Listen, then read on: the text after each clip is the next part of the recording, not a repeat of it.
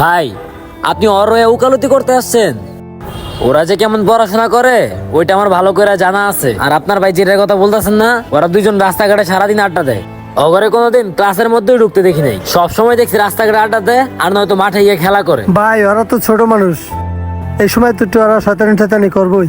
এখন যদি পড়াশোনাটা বন্ধ করে দেন তাই কেমনে কি হবে ভাই? ভাই, আপনি যেটা বলতেছেন ওইটা আমি বুঝতে পারতাছি, কিন্তু আমার ছোট ভাইরে পড়াশোনা করানোর মতো আমার সামর্থ্য নাই। আমি এই পর্যন্ত যতটুকু পড়াশোনা করাইছি ততটুকু আমার জন্য অনেক কষ্ট হয়ে গেছে। এই যে ছোট্ট একটা নার্সারি দেখতেছেন, এইটা দিয়ে আমার সংসার চলে। ওই পড়াশোনার খরচ আর আমার সংসার চালাইতে খুবই কষ্ট হয়ে যায়।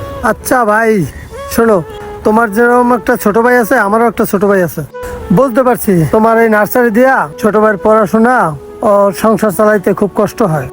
ভাই আমি যদি তোমার একটু উপকার করতে চাই, তুমি কি আমার উপকারটা নিবা?